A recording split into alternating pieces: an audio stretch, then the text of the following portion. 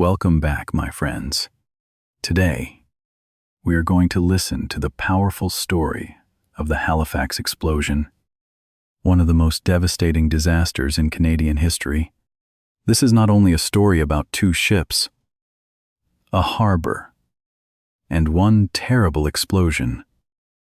It is also a story about war, warning, fear, rescue, courage, loss, and a city that had to rebuild itself from ruins. On the morning of December 6th, 1917, people in Halifax woke up like it was another ordinary winter day. But before the morning was over, part of the city would be destroyed. At that time, the world was in the middle of World War I.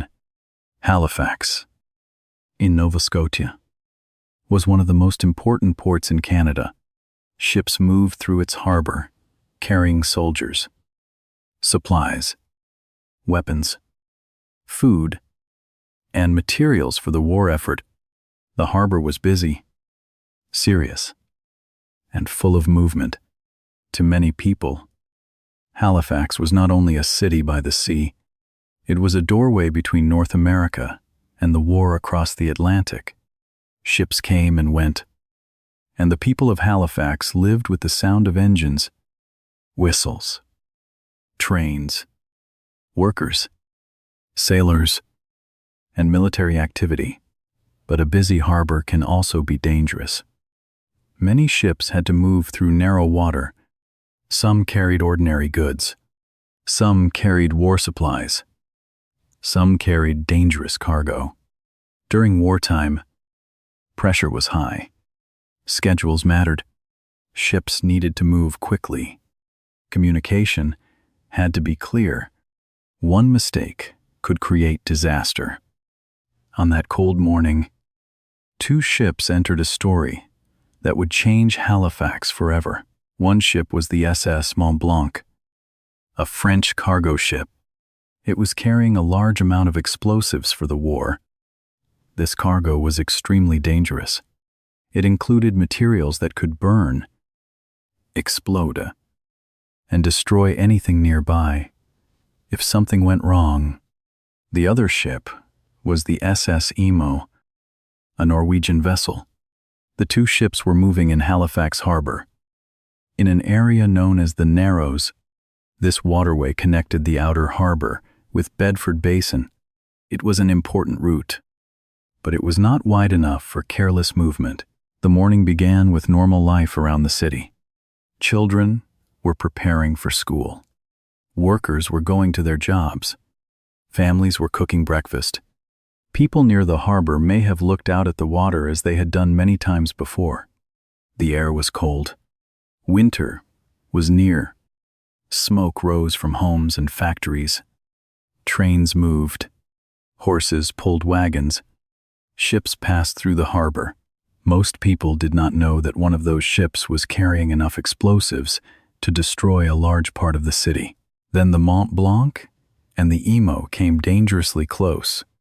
There was confusion about direction, speed, and right-of-way in a harbor. Small decisions matter. A turn made too late, a signal misunderstood, or a ship moving too fast can become serious. The two vessels collided. At first, the collision itself was not the full disaster. The real danger was what happened next. The Mont-Blanc caught fire. This fire was terrifying because of the cargo inside the ship. The crew of the Mont-Blanc understood the danger. They knew the ship could explode. They tried to warn others and escape. But many people on shore did not understand what they were seeing. A burning ship in the harbor was dramatic. It drew attention. People came to windows. Some went outside. Some watched from buildings, streets, and homes. They did not know that looking toward the harbor was one of the most dangerous things they could do. Imagine standing near a window that morning. You see smoke rising from the harbor. You hear shouting. Maybe you see flames. Maybe you think it is a serious fire. but not the end of the city. You call someone else to look. A child comes closer. A worker stops. A neighbor points toward the water. In those minutes, curiosity was natural, but the danger was invisible to most people. The ship was not just burning. It was becoming a massive bomb. The fire continued. The Mont-Blanc drifted. Time was running out. Some people tried to spread warnings, but there was not enough time for everyone to understand. The city was too close. The harbor was too busy. The danger was too great. Then, at about 9 o'clock in the morning, the Mont Blanc exploded. The blast was enormous. It destroyed buildings, shattered windows, threw people to the ground, and sent a powerful shock wave across the city. A huge cloud rose into the sky. Fire spread. Debris flew through the air. Homes, schools, factories, churches, and streets were damaged or destroyed. For many people, the world changed in 1 second. A normal morning became smoke, fire, broken glass, screams, dust, and silence. The north end of Halifax suffered terribly. Many people were killed. Thousands were injured. Many lost their homes. Some people were blinded by flying glass because they had been watching the burning ship through windows. Others were trapped under broken buildings. Families were separated.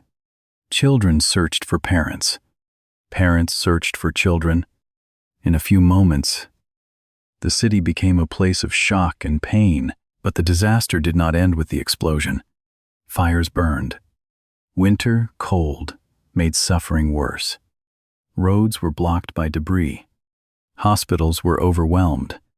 Doctors, nurses, soldiers, volunteers, neighbors, and rescue workers had to act quickly. People pulled survivors from ruins. They carried the injured through broken streets. They searched for the missing. They gave blankets, shelter, food, and medical help. In the middle of destruction, human courage began to appear. This is the first lesson from the Halifax explosion.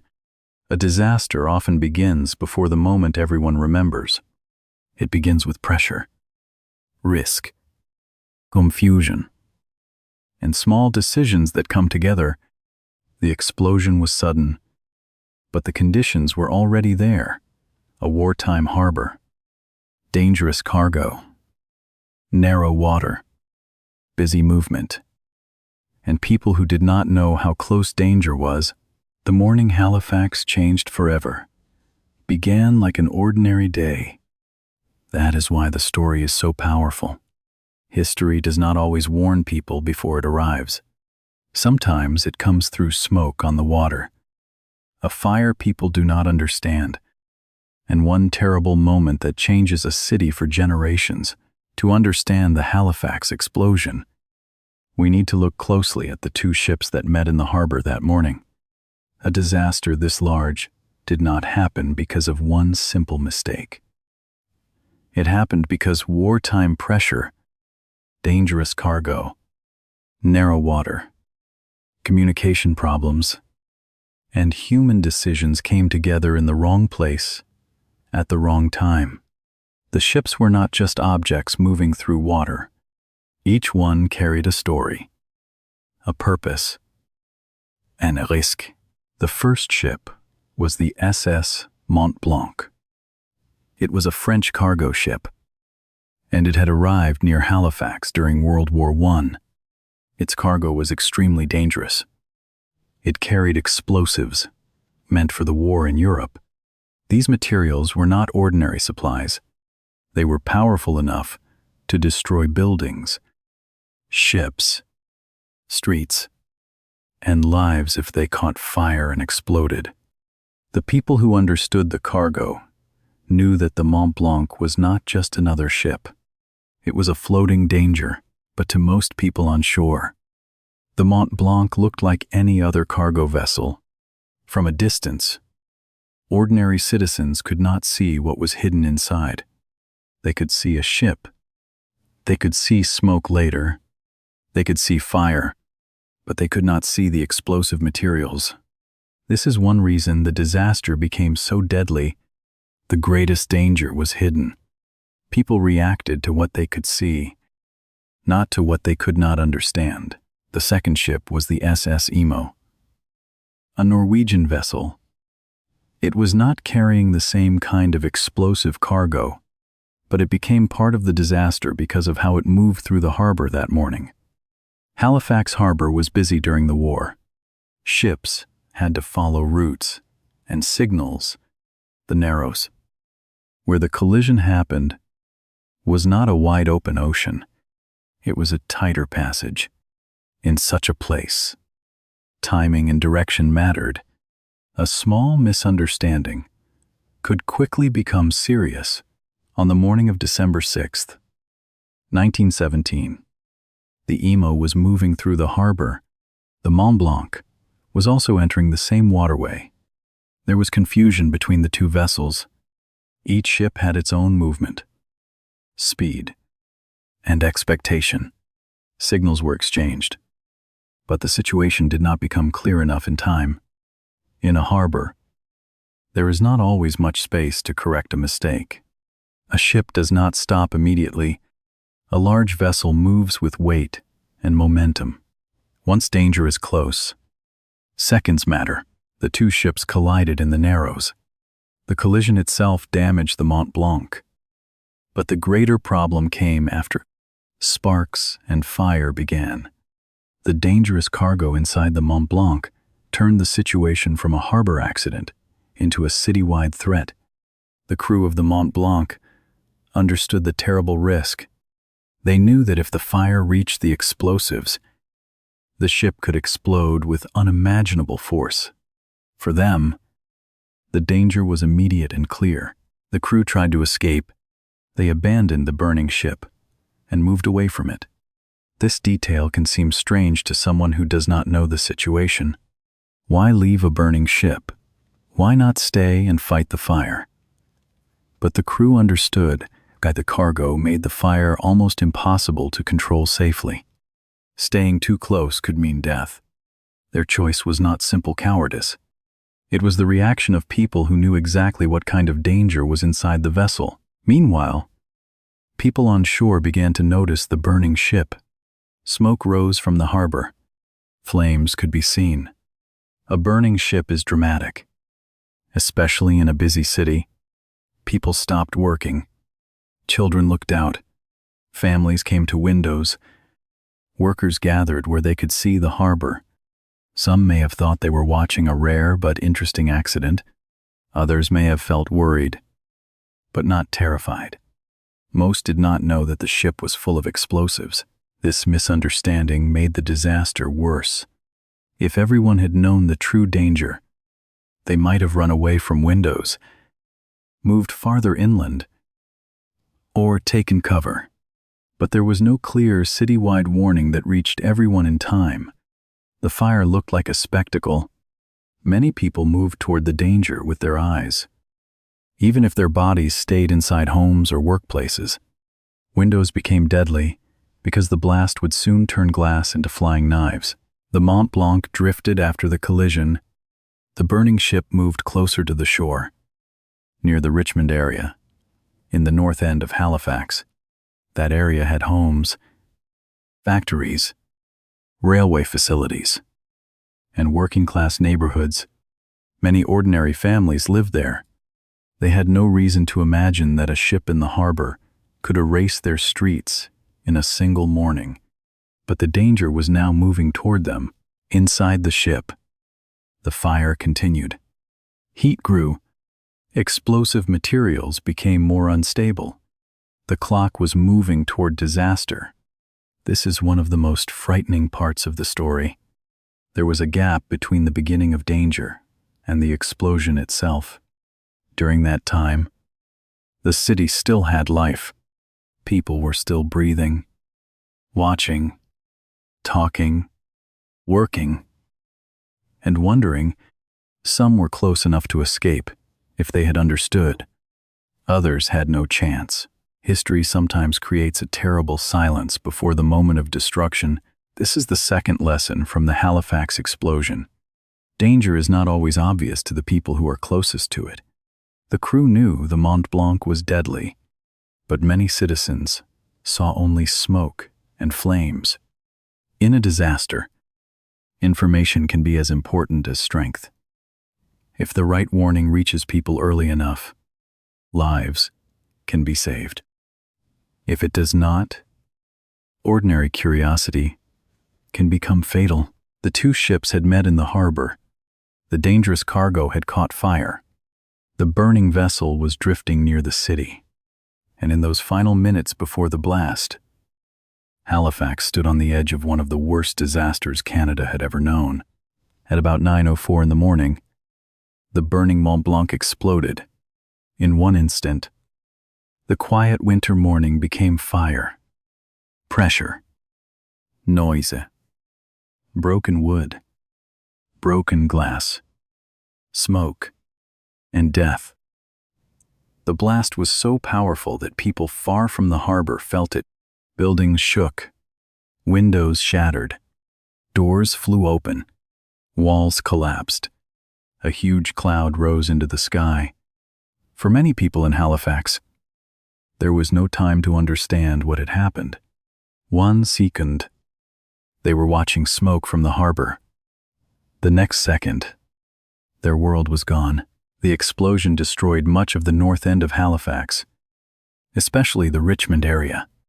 This was a working-class neighborhood with homes, factories, railway buildings, churches, schools, and families.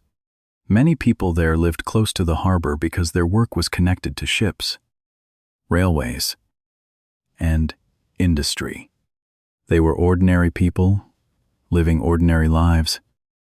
But because they were close to the Mont-Blanc, they suffered the worst damage.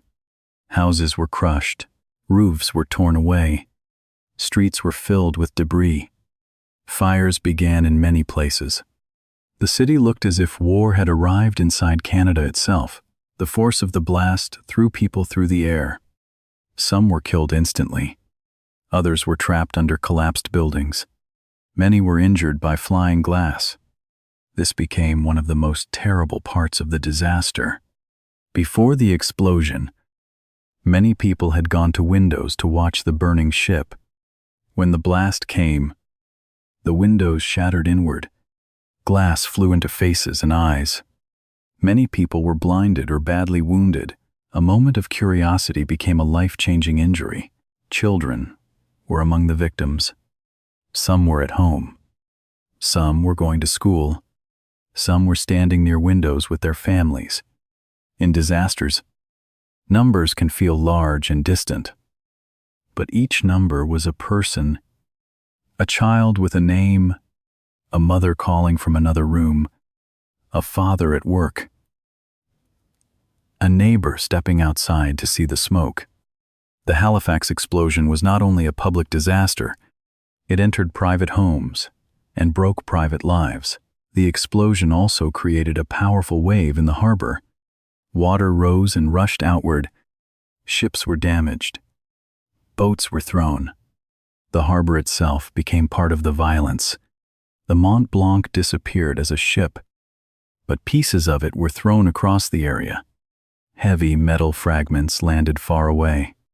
The power of the blast was almost impossible for people to imagine. It came from one ship, but it struck like a weapon against the city. After the explosion, there was confusion everywhere. Dust filled the air. Smoke covered parts of the city. People could not see clearly. Some could not hear because the blast had damaged their ears. Others wandered through the streets in shock, covered in blood, ash, or broken glass. Some called the names of family members.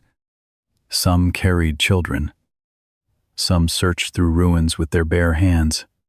The normal sounds of a city were replaced by crying, shouting, fire, and the crack of broken buildings. Hospitals were quickly overwhelmed. Doctors and nurses had to treat more injured people than they could easily handle. Some patients had deep cuts. Some had burns. Some had broken bones. Some had eye injuries. Some were in shock and could not explain who they were or where they lived. Medical workers had to make fast decisions. They worked under terrible pressure, often with limited space and supplies. The disaster did not give them time to prepare. Rescue work began almost immediately. Soldiers, sailors, police officers, firefighters, railway workers, doctors, nurses, and ordinary citizens all tried to help. People pulled survivors from destroyed homes. They carried the injured to hospitals, churches, schools, and any building that could become a shelter. Some searched for people, trapped under wood and brick. Others fought fires before they could spread farther. In many places, neighbors saved neighbors before official help arrived. But the city faced another fear. After the first explosion, some people worried that more explosions might come. Halifax was a wartime port, and people knew the harbor could contain other dangerous materials. Rumors spread quickly. In a disaster, fear often moves faster than facts. Some people ran away from the harbor. Some left damaged homes even in the cold. Others stayed because they were looking for loved ones. The city was full of movement, panic, and uncertainty. The weather made everything worse. It was winter in Nova Scotia. Many people had lost their homes, clothing, windows, heat, and shelter. Injured people lay in cold streets or damaged buildings. Families needed warmth, food, medicine, and a place to sleep. Fires gave danger, but the cold gave another kind of suffering. A city can survive damage, but people also need immediate care. Without shelter, the injured and homeless faced more danger after the blast. The explosion also affected nearby Dartmouth. Across the harbor, the damage there was not the same everywhere, but the shock wave and wave from the harbor caused destruction and loss. This shows how large the disaster really was. It was not just one street or one building. It was a harbor disaster, a city disaster, and a human disaster that touched many communities at once. This is the third lesson from the Halifax explosion. The worst disasters do not end when the loudest sound is over. The explosion lasted only a moment, but its effects continued in broken homes, injured bodies, lost families, fires, cold streets, and years of memory. The blast destroyed part of Halifax, but the suffering after the blast required courage, organization, and compassion. In the middle of this destruction, one story would become especially powerful. Before the explosion, a railway dispatcher named Vincent Coleman understood that trains were still coming toward danger. He stayed long enough to send a warning. His message helped stop others from entering the disaster zone, and his courage became one of the most remembered parts of the Halifax story. In the story of the Halifax explosion, one name is remembered with deep respect: Vincent Coleman. He was a railway dispatcher working near the harbor. His job was to help manage train movement and communication. On the morning of December 6, 1917, he was close enough to understand that the burning Mont-Blanc was not an ordinary harbor fire. The ship was carrying explosives. If it exploded, the railway area and the city around it would be in terrible danger. Coleman first had a chance to leave. He was warned about the danger, and like any person, he could have run for his life. But then he remembered something important. Trains were still coming toward Halifax. One passenger train from St. John, New Brunswick, was heading toward the city. If it arrived near the harbor at the wrong time, many more people could die. Coleman understood that someone had to send a warning. The danger was close. But the message had to go out, so he returned to his telegraph key. Imagine that moment outside. Smoke rises from the harbor. The burning ship is drifting. People are shouting. The air is full of fear and confusion. Coleman knows the ship may explode at any moment. But instead of escaping, he stays long enough to send a warning over the telegraph line. His message told others to stop the trains because a ship full of ammunition was on fire in the harbor. This act became one of the most powerful stories of the disaster. Coleman did not stop the explosion. No one could stop it by then. But his warning helped prevent trains from entering the danger zone. It likely saved lives. He gave up his chance to escape, so others could have a chance to live. In a disaster, heroism is sometimes quiet. It is not always a person fighting with a weapon or standing before a crowd. Sometimes, it is one person doing his duty in the final minutes. When the explosion came, Vincent Coleman was killed, but his message survived. His story became part of Halifax memory because it shows the human choice inside tragedy. A disaster can reveal fear, confusion, and weakness, but it can also reveal courage. Coleman's final warning reminds us that even in a moment of terror, one clear action can matter. After the blast, rescue work became urgent. Halifax was full of injured people, destroyed homes, fires, broken streets, and families searching for each other. Doctors and nurses were overwhelmed. Hospitals filled quickly. Churches, schools, and public buildings became emergency shelters or treatment spaces. People used whatever they had: blankets, wagons, doors, boards, bondage, water, food, and their own hands. The city did not have enough time to prepare. It had to respond while still bleeding. Many ordinary citizens became rescuers. Some people pulled neighbors from collapsed homes. Some carried children through smoke and snow. Some searched ruins even when more danger was possible. Firefighters and soldiers worked in damaged streets. Medical workers treated terrible injuries, especially cuts from flying glass and burns from fire. In many cases, people helped strangers because there was no time to ask who someone was. There was only need. The winter weather made rescue harder. Snow and cold arrived soon after the disaster, adding more suffering to a city already broken. People without homes needed shelter quickly. Broken windows meant freezing rooms. Injured people needed warmth. Families who had lost everything needed food, clothing, and a place to sleep. The explosion had destroyed buildings in seconds, but keeping people alive afterward required days, weeks, and months of effort. Help began to arrive from other places. Across Canada, people sent support, medical teams, supplies, money, and workers came to help Halifax recover. One of the most remembered sources of help came from Boston. In the United States, Boston responded quickly with doctors, nurses, supplies, and relief. This help created a lasting bond between Halifax and Boston.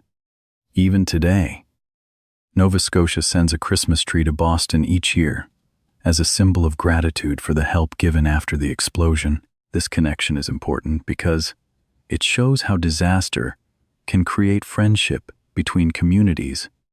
Halifax was suffering, but it was not alone. People far away heard the news and acted. They did not only feel sympathy, They sent practical help. In a crisis, kindness must become action.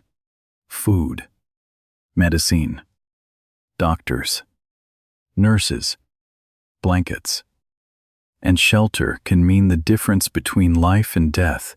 The rescue work also showed how difficult recovery really is. After a disaster, people often think only about the first terrible moment. But for survivors, the hardest part can come later. They must find family members. They must bury the dead. They must treat wounds. They must rebuild homes. They must live with memories. Children who survived the explosion carried it into adulthood. People who lost their sight had to learn a new life. Families who lost parents, children, or homes could not simply return to normal. The Halifax explosion changed the city physically and emotionally. Streets had to be rebuilt. Homes had to be replaced. The injured needed long-term care. The dead had to be remembered. Investigations had to ask why it happened. People needed answers.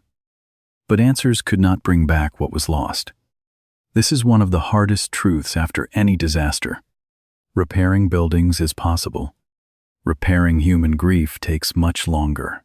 This is the fourth lesson from the Halifax explosion.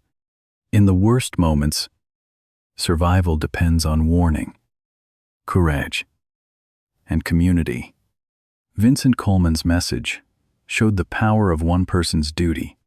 The rescuers showed the strength of ordinary people. Boston's help showed that compassion can cross borders. Halifax was damaged deeply. But it was not abandoned. The city had been broken by fire and force. But its story did not end in ruins. In the next part, we will look at how Halifax rebuilt itself, what the disaster taught Canada, and why the memory of that morning still matters today after the Halifax explosion. The city faced a question that every disaster leaves behind. How do people begin again when so much has been lost? The blast had destroyed homes, damaged streets, injured thousands, and taken many lives.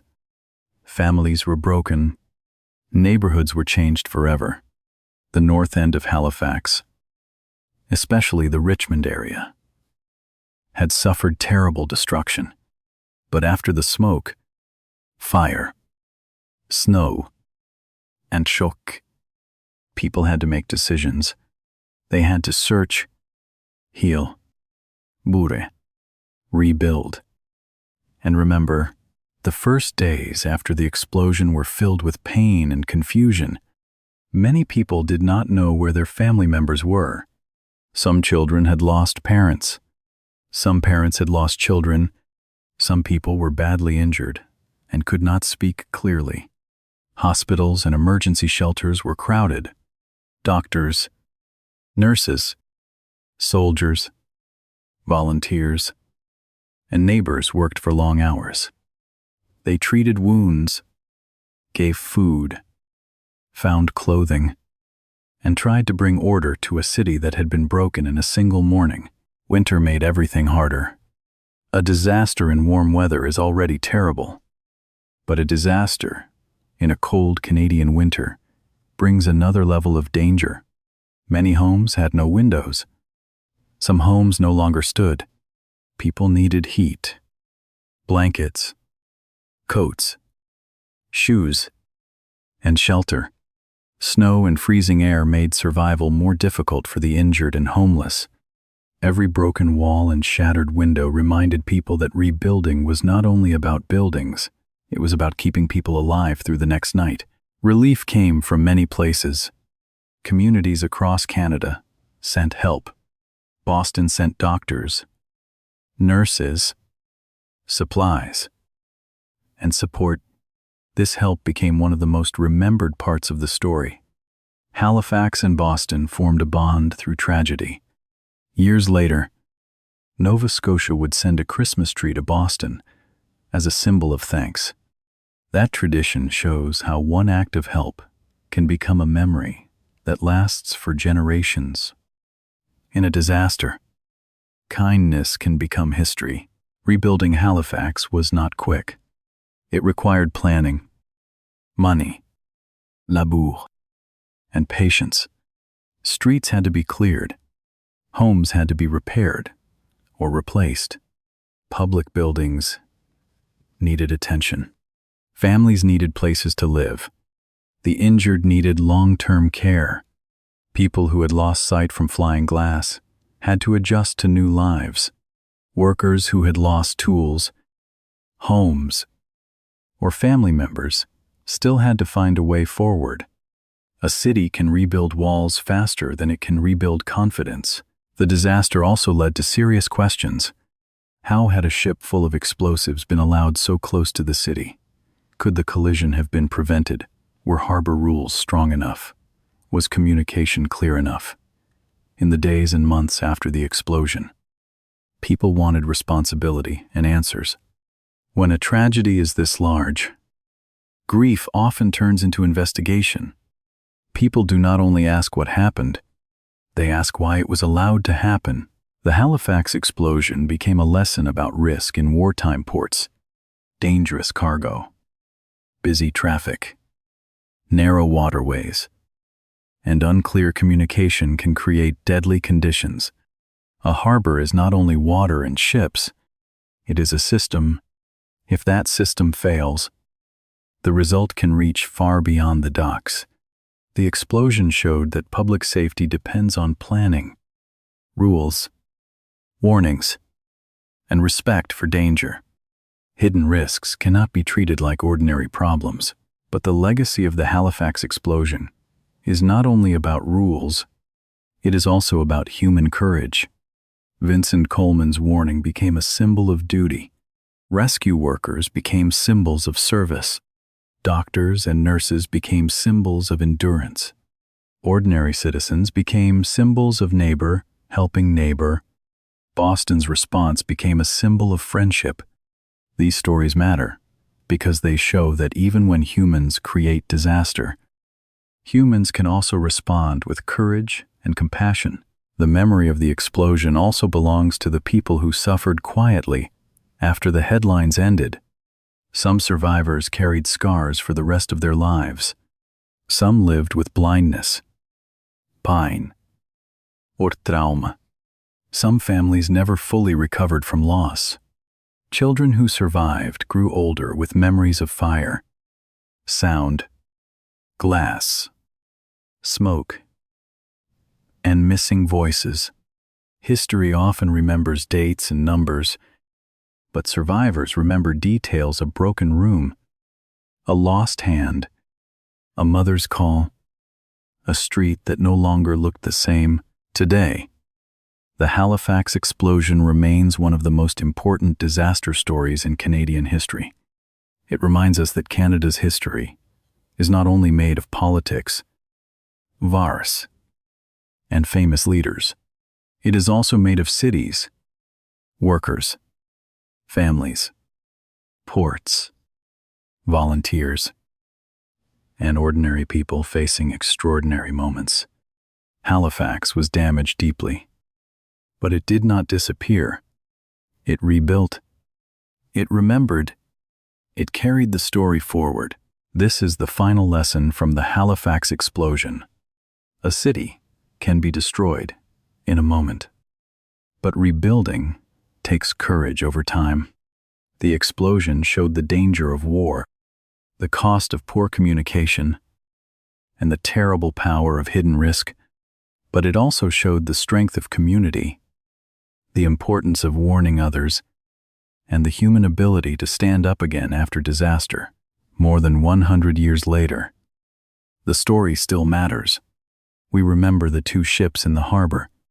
We remember the fire people did not understand. We remember the blast that broke part of the city. We remember Vincent Coleman's final warning. We remember the rescuers, the injured, the lost, and the people who rebuilt Halifax in the cold. The explosion was one of Canada's darkest mornings, but the response became a story of courage, memory, and hope. Thank you for listening to this story. Now, write one simple sentence in the comments. You can write, "I learned that Halifax rebuilt itself through courage, help, and memory." Keep listening, keep learning, and I will see you in the next story.